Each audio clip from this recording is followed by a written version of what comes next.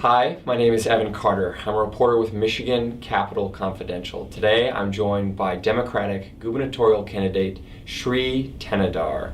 Thank you for being with us today. Evan, thank you. Appreciate it. Yeah. So first, help us get to know you, Mr. Thanedar. What brought you to Michigan and what do you love most about the state?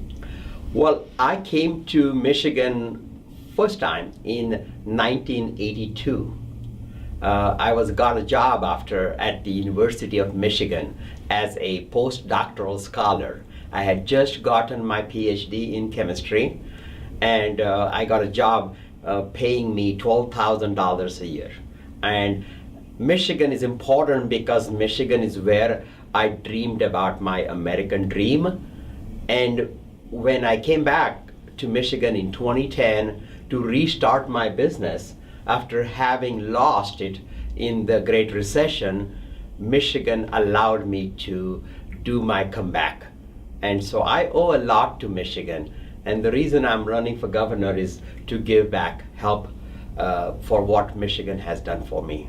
So every year, the state of Michigan gives about $1 billion in its general fund revenue to select businesses in specific tax credits. And last year, they passed 2 additional tax credit packages. Do you believe this was a good idea, or do you think it was a bad idea? I think it's not a good idea because last 7 years, what we have seen Rick Snyder, governor, has done is give away these hundreds of millions of dollars of money to big corporations. Now, the big corporations do not have their loyalty to Michigan. When these incentives are given, companies come to Michigan, the political leaders get a photo op, and then after a while, they close the shop and those jobs are lost and nobody knows about it.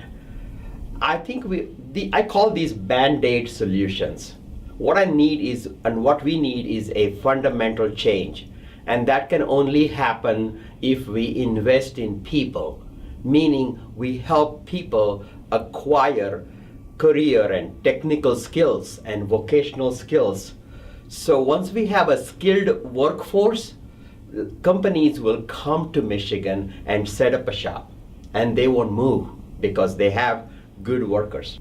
Another issue you would have to deal with, or any future governor would have to deal with, is criminal justice. Yes. What do you think is the biggest issue in criminal justice, and is there something specific that you would like to reform?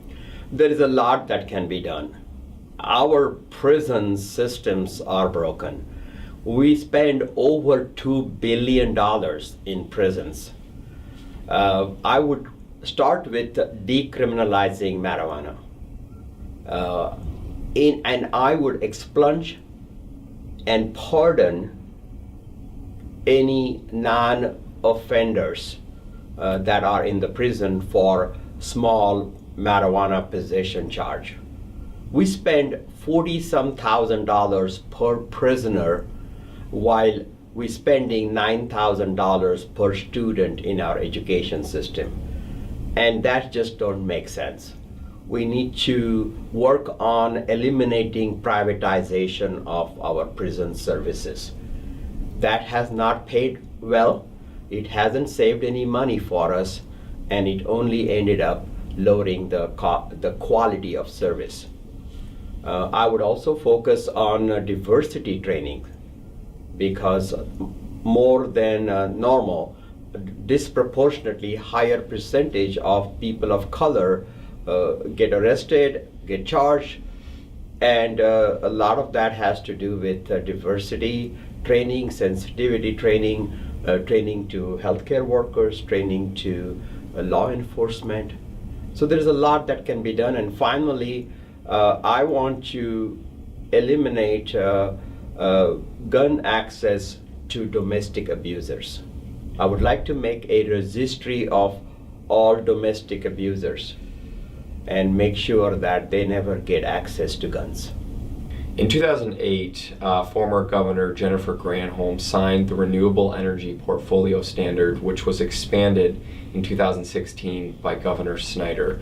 And what this portfolio standard does is it says that Michigan's electric companies must get 15% of their electricity from what the state deems as renewable energy. Was this a good idea to mandate this, or was this a bad idea? Oh, it's a great idea. And I'm a scientist. I have a PhD in chemistry. And my focus is on environment. I have made a pledge not to accept a single penny from the fossil fuel industry. And we have a beautiful state, and we need to protect the natural resources that we have in Michigan. Renewable energy is future, and we must focus on renewable energy. We must focus on everything we can do to increase that, and we need to build more tax incentives for people to use solar energy, more renewable energy, and that would keep our environment clean, and in the long term, that will lower our energy cost. Another thing that the governor would have to deal with is the consumer electricity prices. Now, according to the government agency that tracks American energy use, Michiganders pay the highest consumer energy prices in the Midwest. What would you do to address that? Well, again, in general, corporations get away with a lot in Michigan. We have seen the influence of corporate special interest. We've seen the influence of consumer energy companies onto our politicians. If you look at the money that's being donated to the lawmakers or or Attorney General or governor candidates, we see a lot of money coming from consumer energy. And we need to break this vicious cycle. Our politicians and our government needs to be freed of corporate corruption. And I have taken a pledge not to accept a single penny from corporate special interest. And we need to hold our corporations accountable. We need to hold them accountable so that they don't take advantage of people, especially poor people. And we need to hold them accountable for follow the regulations, and can only do that if our politicians are not beholden to big corporations. If you were governor and a income tax cut was placed on your desk to lower the income tax rate back to 3.9%, would you sign it? I will not sign it, but I would reform our tax structure. What I believe we need is a graduated tax structure. The working poor, the lower middle class, the middle class cannot pay any more taxes. They have been overburdened. So I want to reorganize our tax to a progressive, graduated tax structure, and I want to make sure that the corporations pay their fair share. I want to make sure the rich and the ultra-rich pay their fair share. And for us to do that, we are going to need a constitutional amendment, and I will work tirelessly to bring tax fairness in Michigan. What would you say are some government policies right now that make life more difficult for low-income residents? Well, taxing pension, like retiree pension was taxed by Rick Snyder. Our auto insurance rates are highest in the nation. We are probably the third highest auto insurance rate. So our no-fault auto insurance need to be fixed. Last week I had 2 flat tires as I was on my way to a debate, and I just barely made it because I left the car there to be towed away, got an Uber, and got to my debate just in time. But our roads are terrible in Michigan. Our bridges need repair. We have lead lines in Saginaw and Detroit, not just Flint. And northern Michigan, many people don't have broadband internet.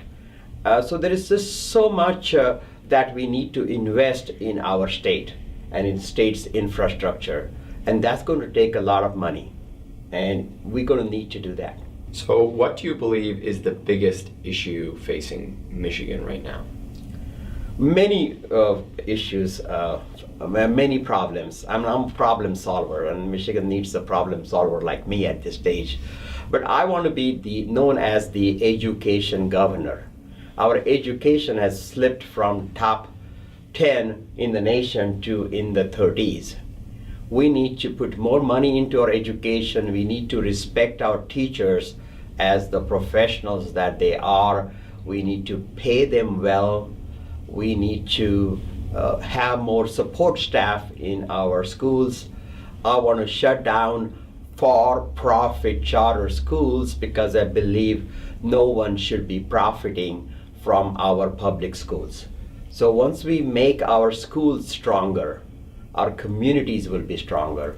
I want to make career and technical education. I want to make vocational skill set learning free of cost so people can acquire those skills and then they can get good paying jobs.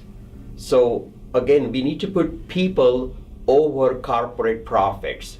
We need to invest in acquiring skills for people, and that's the only way we can take our state to the next level.